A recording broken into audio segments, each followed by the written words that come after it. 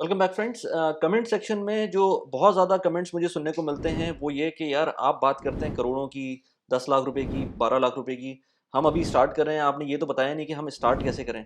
मैंने ऑल्दो के इसके ऊपर वीडियोस बनाई हुई हैं, लेकिन जाहिर सी बात है मैं खुद अबव 40 हूँ, 40 प्लस हूँ, तो मैं अपने हिसाब से बात कर रहा होता हूँ। वो भी एक्सपर्ट हूँ, तो मैं अपने हिसाब से कुछ चीज़ें बता रहा होता हूँ जो मैं एक्सपर्ट के इश्यूज़ यहाँ पर देख रहा होता हूँ। मुझे पता है पाकिस्तान में भी क्या क्या इश्यूज़ हैं, लेकिन फिर भी मैं रिलेट कर रहा होता हूँ यहाँ से। लेकिन और मुझे ये भी पता है कि बहुत सारे लोग जिनके पास पैसों का मसला नहीं है, लेकिन उनको मैनेजमेंट का प्रॉब्लम है। तो वो मैनेजमेंट का प्रॉब्लम मैं अभी से उनको बता रहा हूँ कि यार ये प्रॉब्लम अब इवन जो लोग फ्रेश इस वक़्त देख रहे हैं मुझको, वो भी देखें कि आपको जब पैसे इवेंचुअली आपके पास आएँगे, तो आपको मैनेज कैसे करना है उन पैसों को, क्योंकि पैसों को कमाना मुश्किल नहीं होता, पैसों को रिटेन करना मुश्किल होता है। तो उसलिए आपको पता होना चाहिए कि इन्वेस्टमेंट कैसे करना है, सेविंग कैसे करना है। कि मैं इस वीडियो के अंदर आपको एज़ अ बिगिनर, भले आप नई जॉब स्टार्ट कर रहे हो और आपकी एज 22 हो अभी, या आप 40 इयर्स के हों और आपको अभी फाइनेंशियल प्लानिंग के बारे में कुछ नहीं पता और आप जो है ना परेशान हो इस वक़्त कि किस तरह से करना है, तो मैं आपको इन दोनों केसेस के अंदर जो मैं पॉइंट्स बताऊँगा वो आपसे रिलेट करेंगे। प्लस ये कि मेरा अपना बैकग्राउंड भी बहुत हम्बल बैकग्राउंड से मैं आया था, तो मैं इसलिए समझता हूँ कि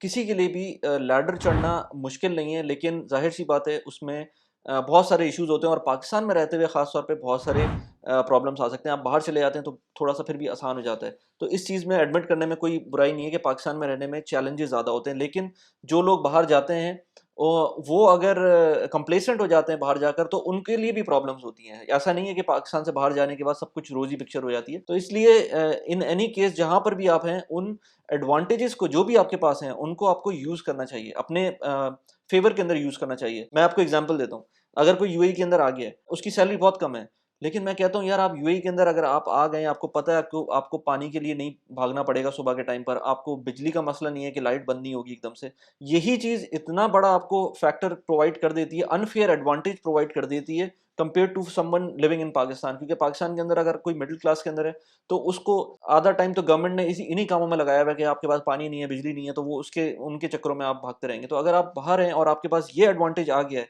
तो मैं तो कहता हूँ यही एडवांटेज बहुत बड़ा है जो आपके टाइम को अच्छी तरह से यूटिलाइज़ करवा सकता है। तो हम इसमें 9 पॉइंट्स डिस्कस करेंगे आज। लेकिन उससे पहले एक यहाँ मेरा स्पॉन्सर है, बहुत इंपॉर्टेंट स्पॉन्सर है, मैं उसका मैसेज दे दूँ। स्पॉन्सर है मेरा सब्सक्राइब बटन, और वो बेचारा ऐसे ही पड़ा हुआ है, उसको कोई सब्सक्राइब नहीं करता, उसपे कोई क्लिक नहीं करता है। 60% लोग इस वक़्त जो लोग वीडियोज़ देख रहे होते हैं, वो नॉन सब्सक्राइब्ड होते हैं। तो प्लीज़ सब्सक्राइब कर दें और अब हम वीडियो की तरफ चलते हैं। पहला पॉइंट बहुत इंपॉर्टेंट पॉइंट है और ये अगेन मैं कहूँगा कि दोनों के लिए इंपॉर्टेंट है, जो कि स्टार्ट कर रहे हैं अपनी जॉब, या फिर 40 इयर्स के भी हो गए मेरी तरह के। दोनों केसेस के लिए इंपॉर्टेंट है। Get paid what you are worth and spend less what you earn. इसमें एक एक्सेप्शन है, वो ये कि अगर आप स्टार्ट कर रहे हैं पाकिस्तान के अंदर, तो पाकिस्तान के अंदर जाहिर सी बात है या कहीं भी स्टार्ट करें, इनफैक्ट कहीं भी स्टार्ट करें, तो gate paid what you worth की बात जब तक नहीं आती, जब तक थोड़ा सा अपने आप को पॉलिश नहीं कर लेते। क्योंकि मैंने तो ऐसी जॉब्स भी देखी हैं, इनफैक्ट मैंने यूट्यूब कम्युनिटी पोस्ट के ऊपर मैंने डाला भी था कि यूएन की पोस्ट ऐसी थी, यूएन की पोस्टिंग, जॉब पोस्टिंग ऐसी थी जिसके अंदर वो इंटर्नशिप के लिए ऑफर कर रहे थे और बगैर पैसों के ऑफर कर रहे थे। इसी तरह से आई थिंक यूसीएलए थी, यूएस की यूनिवर्सिटी, और उसके अंदर जो उन्होंने कुछ ऑफरिंग की थी, मुझे नहीं पता उसकी डिटेल, लेकिन मैंने उसको अपनी कम्युनिटी पोस्ट पर डाला था कि वहाँ पर भी कुछ पोस्टिंग ऐसी थी, जॉब पोस्टिंग ऐसी थी जिसके अंदर वो पैसे पे नहीं कर रहे थे। तो इंटर्नशिप, अनपेड इंटर्नशिप, ये एक कल्चर है अनफॉर्चुनेटली, जो अब हम उसका कुछ नहीं कर सकते, लेकिन वो है तो है, अब आपको उसी से फाइट करना है। तो उसके लिए जो शुरू के दिन है उसके अंदर ये जो पॉइंट है, शुरू के दिनों के लिए थोड़ा-सा उसमें उसको हटा दें, लेकिन वन्स आप थोड़ा-सा एक्सपीरियंस ले लें, तो आपको अपनी वर्थ पता होना चाहिए। लेट्स से जो जो लोग आपके पीयर्स हैं, उनको क्या पैसे मिल रहे हैं आपको पता होना चाहिए, और आपको उतने पैसे नहीं मिल रहे, तो आपका जो भी जहाँ पर काम कर रहे हैं, आप उनको अपने बॉस से बात करें कि यार ये इस तरह की सिचुएशन है।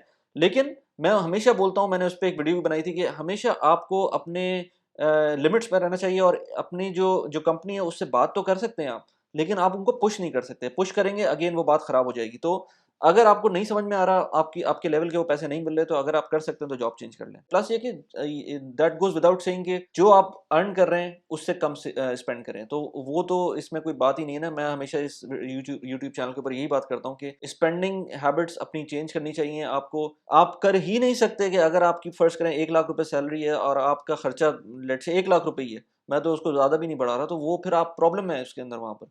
आपके खर्चे अगर लेट्स से आपकी सैलरी अगर 1 लाख रुपए है, तो आपके खर्चे लाज़मी 80,000 से ऊपर नहीं जाने चाहिए, और बाकी जो 20% है वो आपको इन्वेस्टमेंट करनी चाहिए। तो इन एनी केस आप मुझे लोग कहते हैं कि वो नहीं हो सकता है, ऐसा प्रॉब्लम है कि महँगाई है और ये वो है। मैं कहता हूँ भाई अगर आपकी आज जॉब लूज़ होती है और आप 1 लाख रुपए सैलरी से 80,000 पे आ जाते हैं, फिर क्या करेंगे? फिर भी तो आप कुछ करेंगे ना, फिर भी आप अपने एंड्स मीट करने के लिए कुछ करेंगे। तो आप अभी से एट लीस्ट 20 पाकिस्तान में रहते हुए एट लीस्ट 20, 25-30% जो भी आप कर सकते हैं, उतना आपको एक मार्जिन रखना चाहिए और वो बाकी के पैसे इन्वेस्ट करने चाहिए। नेक्स्ट पॉइंट पे चलते हैं। नेक्स्ट पॉइंट है stick to a budget. Self control is very important. As I said before as well कि जो आप पैसे बना रहे हैं, आपको लाजमी है कि आप उसके अंदर से बड़ा पोर्शन अपना सेव करने की कोशिश करें या इन्वेस्ट करने की कोशिश करें। तो आपको स्टिक रखना रखना पड़ेगा अपने आप को बजट के ऊपर। और इसमें एक बहुत इंपॉर्टेंट चीज़ ये कि आपको अपनी फैमिली से भी बात करनी पड़ेगी। अगर आपकी अभी शादी नहीं हुई है तो आपको अपने पेरेंट्स से बात करनी पड़ेगी। और आई एम श्योर आप जब पेरेंट्स से बात करेंगे वो उस चीज़ को समझेंगे कि आप चाहते हैं, फर्स्ट करें लेट से हमारा एक बड़ा घर हो, लेट से बड़ा घर भी ना हो, एटलीस्ट अगर आप रेंट पे रहते हैं तो अपना घर हो। आप चाहते हैं कि आपके पास गाड़ी हो, आप चाहते हैं कि आप जो घर में और बच्चे हैं वो अच्छी जगह पे पढ़ें। मैं एग्जांपल दे रहा हूँ कि इस तरह की आर्ग्यूमेंट चल सकते हैं घरों के अंदर। जो लोग एम्बिशियस होते हैं वो इस तरह की बात करते हैं और करने में कोई बुराई नहीं है और ये फैमिली से डिस्कस होनी चाहिए। इसी तरह से आप इफ यू आर मैरिड तो आपको अपने पार्टनर से बात करनी पड़ेगी कि यार हमारे ये गोल्स हैं और हमको इन गोल्स के हिसाब से अपने जो जो खर्चे हैं उसके हिसाब से चलना है। तो आपको अपनी गोल्स के हिसाब से अपने एक्सपेंसेस को रिड्यूस करना पड़ेगा या उनको इन लाइन करना पड़ेगा। इसी से रिलेटेड नेक्स्ट पॉइंट है यूज ऑफ क्रेडिट कार्ड्स।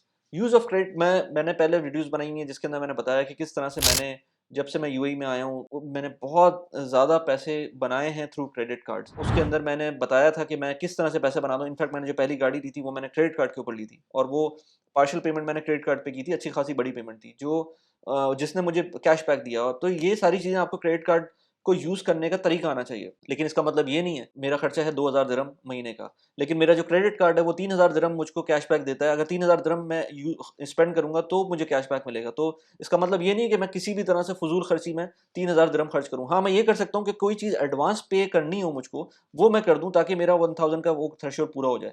लेकिन मैं ये नहीं करूँगा कि मैं फजूल में कोई चीज़ जाके दुकान से खरीद लूँ जिसकी मुझे ज़रूरत नहीं थी, सिर्फ इसलिए कि मुझे कुछ पैसे मिलते कैशबैक के तो मैं वहाँ से लूँ। अगर आपको क्रेडिट कार्ड यूज़ नहीं करना आता, ये चीज़ें समझ नहीं आती तो पहले तो उसको सही से समझें। एंड जब तक समझ नहीं आता जब तक मैं कहता हूँ क्रेडिट कार्ड यूज़ ना करें। क्रेडिट कार्ड लाज़मी लें, आपको यूज़ करना हो ना हो आपको लाज़मी लेना चाहिए और उसका रीज़न ये है कि क्रेडिट कार्ड के जो जितनी भी एक्सपेंसेस होते हैं क्रेडिट कार्ड के ऊपर वो इंश्योर्ड होते हैं। आप अगर अपना ऑनलाइन डेबिट कार्ड यूज़ कर लेंगे, मैंने इस पे बहुत पहले एक वीडियो बनाई थी, अब पुरानी वीडियो हो गई, मैं सोच रहा हूँ इस पे भी एक वीडियो बननी चाहिए credit card versus debit card के अंदर क्या-क्या प्रोज़ एंड कॉन्स हैं किसके। लेकिन क्रेडिट कार्ड के ऊपर अगर आप ऑनलाइन परचेज़ करते हैं वो फिर भी आप सेफ रहते हैं। इसका रीज़न ये है कि वो पैसे आपके अपने नहीं होते। उसकी बिल पेमेंट आपको अगले 50 दिन में करनी है। तो 50 दिन के अंदर आप अपनी बैंक से नेगोशिएट कर सकते हैं कि यार ये मेरा क्रेडिट कार्ड हैक हुआ था या जो भी केस था। लेकिन डेबिट कार्ड में लेट्स से आपके पास बैंक में पड़े हुए 3 लाख रुपए और आपके पास कोई 1.5 लाख रुपए की शॉपिंग करनी है। आपने वो 1.5 लाख रुपए की शॉपिंग कर ली, आप स्कैम हो गए उसके अंदर। फर्ज़ करें 3 लाख के 3 लाख आपके चले गए या आपको किसी ने आपके डेबिट कार्ड को यूज़ करते हुए आपके पैसे कर लिए। इसीलिए मैं कभी भी कोशिश करता हूँ कि डेबिट कार्ड को यूज़ ना करूँ। हर जगह जो भी वेबसाइट्स होती हैं मैं उसके अंदर यूज़ करने ऑनलाइन शॉपिंग करने के लिए हमेशा मेरी कोशिश ये होती है कि मैं क्रेडिट कार्ड को यूज़ करूँ क्योंकि वो मेरे अपने पैसे नहीं हैं। मैं बैंक के पैसों के ऊपर उसको उनके रिस्क के ऊपर मैं अपनी शॉपिंग कर रहा हूँ। इन केस कोई हैकिंग का सिनेरियो बनता है या कोई फ्रॉड हो जाता है तो वो मेरे पैसे ब्लॉक नहीं होंगे, वो क्रेडिट कार्ड कंपनी के पैसे ब्लॉक होंगे। तो इसलिए क्रेडिट कार्ड लाज़मी यूज़ करें, लेकिन जब तक नहीं समझ में आता तो रख लें अपने पास, उसको इस्तेमाल ना करें। पहले उसकी चीज़ें समझ लें, कभी भी मिनिमम पेमेंट पे ना जाएँ, हमेशा पेमेंट इन फुल करें। इसके बाद भले आप नए-नए जॉब मार्केट के अंदर आ रहे हों या आप पुराने हों लेट्स से मेरी तरह के जिसने 40 इयर्स की एज है, 42 इयर्स की एज है और वो आप ट्राई कर रहे हैं अपनी फाइनेंस को बेहतर करने के लिए, तो आपको एक इम्पॉर्टेंट चीज़ ये पता होना चाहिए कि आपकी रिटायरमेंट कैसे होनी है। अब जो यंग लोग हैं उनको पता है कि अगर आप 22 इयर्स के हैं ना और अभी से आप कोई रिटायरमेंट की बात करेगा तो आपको बहुत अजीब सा लगेगा कि यार मैं अभी इस वक्त मैं अपना करियर स्टार्ट कर रहा हूँ और आप मुझसे रिटायरमेंट की बात कर रहे हैं। लेकिन रिटायरमेंट की बात अगर आप करना स्टार्ट कर देंगे, भले आपको आगे कितना भी जाना हो, लेकिन अगर अभी से आप स्टार्ट कर देंगे तो आपको बहुत सारी चीज़ें, बहुत सारे इंस्ट्रूमेंट समझ में आना शुरू होंगे। आपको म्यूचुअल फंड्स के बारे में समझ में आना शुरू होगा क्योंकि म्यूचुअल फंड्स और अगर आप पेंशन प्लान लेते हैं या म्यूचुअल फंड लेते हैं तो उसमें आपको टैक्स रिबेट मिलता है। तो अगेन वो फ़ायदा तो आपका ही हो रहा है ना। आपको जो जो पैसे आपको 60 इयर्स में मिल रहे हैं तो आपके ही पैसे ना। आपको इवेंचुअली वो टैक्स के फ़ायदे से के बाद मिल रहे हैं। तो ये सारी चीज़ें आपको जो टैक्स बेनिफिट्स में मिलते हैं आपको या टैक्स के बेनिफिट मिल सकते हैं वो आपको पता होना चाहिए। चाहे आप पाकिस्तान में रह रहे हो हाँ, ज़ाहिर-सी बात है गल्फ़ कंट्रीज़ के अंदर कोई टैक्स बेनिफिट ऐसा कोई ज़रूरत नहीं है क्योंकि है नहीं, लेकिन जो लोग गल्फ़ में रहते हैं मैं उनको कहता हूँ कि भाई आप अपने ऊपर सेल्फ इम्पोज़्ड टैक्स लगाएँ, ताकि आप उन पैसों को जो आप लेट्स से कनाडा के अंदर होते, तो आपको 40% अगर आपकी सर्टेन थ्रेशोल्ड है सैलरी का, तो वो 40% आपको टैक्स में जाता। तो वो पैसे आपको यहाँ पर सेव एंड इन्वेस्ट करने हैं। अगर आप वो नहीं करेंगे, तो आप हैंगिंग इन बिटवीन होंगे। ना आपके पास सोशल सिक्योरिटी होगी अगर आपकी वन्स जॉब जाती है यहाँ से, ना आपके पास इनफ सेविंग होगी। तो अगर तो आप कनाडा के अंदर होते हैं, तो आपके पास कम से कम सोशल सिक्योरिटी तो है ना। आप यहाँ यूएई में रहते हुए, गल्फ कंट्रीज़ में रहते हुए आपके पास सोशल सिक्योरिटी नहीं होगी। तो ये एक बहुत बड़ा मसला है। सोशल सिक्योरिटी के लिए आपको अपने ऊपर सेल्फ इम्पोज़्ड टैक्स लगाना है, जो कि मैं जीसीसी कंट्रीज़ के अंदर मैंने एक्सपर्ट के लिए एक वीडियो बनाई थी, लिंक मैं लगा देता हूँ उसका, उसके अंदर मैंने बात की थी। 5th पॉइंट के अंदर हम बात करें तो आपके पास सेविंग्स प्लान होना चाहिए। आपको पता होना चाहिए कि आपकी सैलरी के अंदर अच्छा ये बात बेसिकली उनके लिए ज़्यादा इंपॉर्टेंट है जिन्होंने आज तक इन्वेस्टमेंट स्टार्ट नहीं की है। तो पहले अगर आपके पास सेविंग ही नहीं है, सबसे पहले तो आपको अपना एक इमरजेंसी फंड क्रिएट करना है। इमरजेंसी फंड के ऊपर मैंने पहले बात की हुई है, वीडियोज़ बनाई हुई हैं कि कितना होना चाहिए, किस रेशियो से होना चाहिए। लेकिन एक बॉल पार्क फिगर ले लें कि आपके पास 6 महीने का आपके पास एक्सपेंस के करीब आपके पास अमाउंट होनी चाहिए। फ़र्ज़ करें आपकी सैलरी है 1 लाख रुपए और आपका खर्चा है 50,000 रुपए। आपके पास 6 महीने के 50,000 के हिसाब से लगा लें तो 3 लाख रुपए आपके पास ऐसी जगह होना चाहिए जो आपके पास फ़ौरन रेडीली अवेलेबल हो। उसके अंदर क्या-क्या चीज़ें हो सकती हैं, कहाँ-कहाँ इन्वेस्ट कर सकते हैं इमरजेंसी फंड को, ताकि आपको कुछ ना कुछ रिटर्न भी देते रहें और वो लिक्विड भी हो, फ़ौरन आप उसको हैंडल भी कर सकें। तो वो उसके बारे में मैं वीडियो बनाई हुई है, वो आप देख सकते हैं जाकर। भले आप 22 साल के हों, भले आप 40 साल के हों, आपके पास इमरजेंसी फंड होना चाहिए।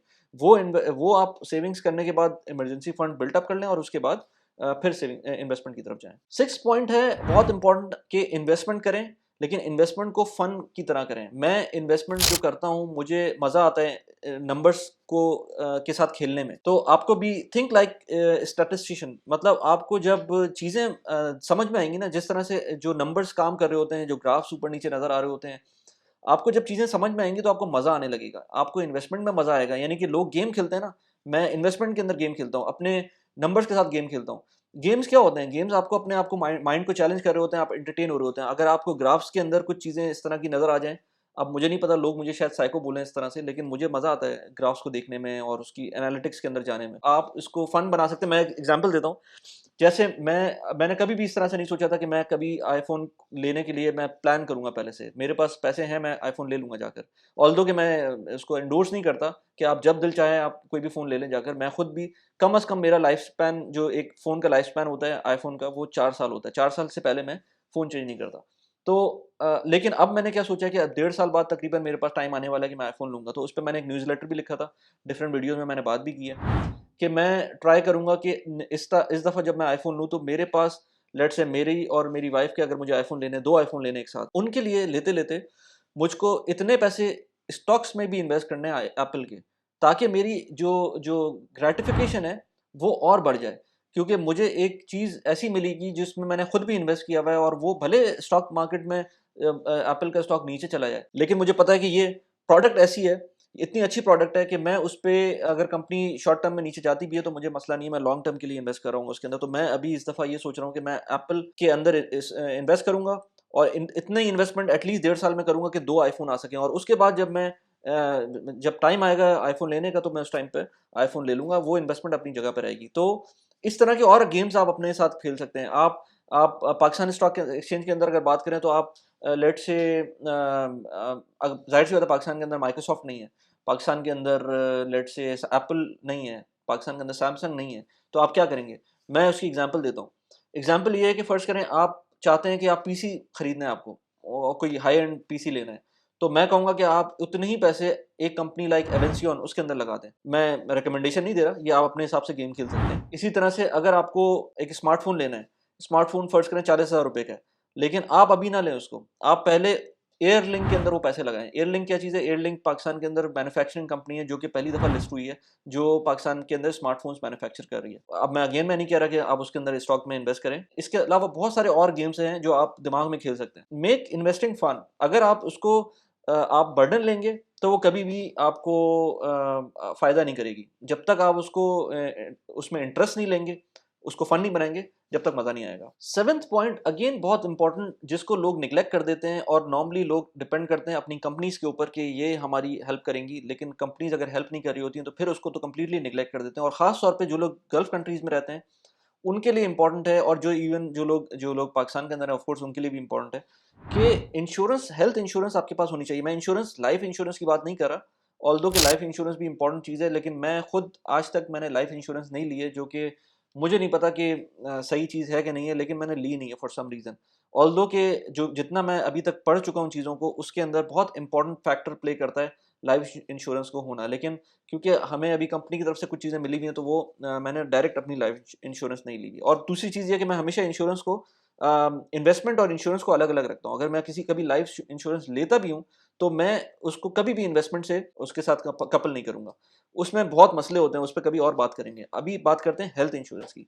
हेल्थ इंश्योरेंस बहुत इंपॉर्टेंट है, खासतौर पे जो लोग जीसीसी कंट्रीज में रहते हैं।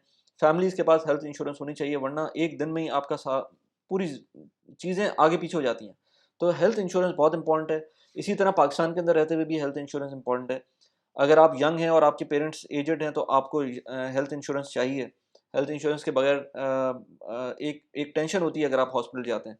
तो ये एक बहुत पीस ऑफ माइंड के लिए ये चीज़ इंपॉर्टेंट है। अब आता है keeping a good conduct always with everybody, क्योंकि आपको नहीं पता, बीइंग प्रोफेशनल, आप अगर आप जॉब मार्केट के अंदर हैं, तो ऐसे भी कंडीशंस देखेंगे कि फर्ज करें एक बंदा एक ऑफिस में जॉब कर रहा है और उसका बॉस भी वहां पर है, वो 5 साल सीनियर है उससे। एक टाइम आएगा जब वो बंदा जो यंग बंदा है वो कहीं और जाएगा, और मैंने होते हुए देखा है कि वो बंदा कनाडा चला गया अपनी जॉब पे, और पीछे उसके बॉस जो 5 साल सीनियर था, वो भी 2 साल बाद कनाडा आता है। और एक ऐसी सिनेरियो बन जाता है कि वो जो 5 साल पहले सबॉर्डिनेट था, वो कनाडा में उसको जॉब ऑफर करता है। और उसमें मैं ये नहीं कह रहा कि आपको, जाहिर सी बात है, आपको हर एक से अच्छे टर्म्स पे रहना चाहिए, लेकिन apart from being on good terms, सिर्फ इसलिए कि आपको अच्छे टर्म्स पे रहना चाहिए, दूसरी इंपॉर्टेंट बात यह है कि आपको नहीं पता कि सामने वाला बंदा, चाहे वो सीनियर हो या जूनियर हो या किसी भी लेवल पे हो, वो कहाँ पर आपकी क्या हेल्प कर सकता है या कहाँ पर किस पोजीशन पे मिल सकता है। तो कभी भी अपने रिलेशनशिप्स खराब नहीं करने चाहिए वर्क एनवायरनमेंट के अंदर। Last point and very important, you must have a side hustle. You must have a side hustle. जो लोग कहते हैं कि साइड हसल से आपकी कंसंट्रेशन डाइवर्ट होती है, आपको हर सूरत में साइड हसल रखनी चाहिए। कुछ भी हो, भले उसके अंदर आपको प्रोडक्टिविटी मिल रही हो, कोई पैसों के पॉइंट ऑफ व्यू से आपकी मॉनेटरी बेनिफिट्स मिल रहे हो ना मिल रहे हो, side hustle is very important. Side hustle की वजह से आपके अंदर बहुत सारी चीज़ें आप सीख रहे होते हैं, कॉन्फिडेंस आ रहा होता है कि आप एक चीज़ के अलावा दूसरी चीज़ भी कर सकते हैं। कॉन्स्टेंटली करते रहें। आपके पास कम से कम 1 या 2 ऐसे कोई ट्रैक होने चाहिए जिस पे भले आप पैसे ना बना रहे हो, लेकिन आपका काम चल रहा हो, उसके अंदर आप उसमें कोई ना कोई प्रोग्रेस कर रहे हो, डेली वीकली बेसिस के ऊपर कोई प्रोग्रेस कर रहा हूँ। तो साइड हसल वेरी इंपॉर्टेंट। मैंने साइड हसल के ऊपर पहले वीडियोस भी बनाई हैं, अगर आपको देखनी है तो मैंने डिस्क्रिप्शन में भी डाल दी है, और लिंक यहाँ पर नज़र भी आ रहा होगा, फ्लैश भी कर रहा होगा। आज की वीडियो क्योंकि थोड़ी सी प्रोफेशनली मोटिवेटेड वीडियो थी, तो मैंने जो एंड स्क्रीन के ऊपर 2 वीडियोस लगाई हुई हैं, इनके ऊपर भी आप जाके देख सकते हैं। एक वीडियो मैंने लगाई थी एक्सेल के ऊपर, एमएस एक्सेल कितनी ज़बरदस्त चीज़ है, उसके बारे में मैंने वीडियो बनाई थी। उसके अंदर कुछ 7-8 फीचर्स मैंने डिफाइन किए थे कि आप किस तरह अपनी वर्क लाइफ के अंदर, प्रोफेशनल लाइफ के अंदर उसको यूज़ कर सकते हैं। इसके अलावा हाउ टू से नो इन द ऑफिस, इस पे मैंने वीडियो बनाई थी। कैसी लगी वीडियो प्लीज़ मुझे बताइएगा। Thanks for watching the video. Bye bye.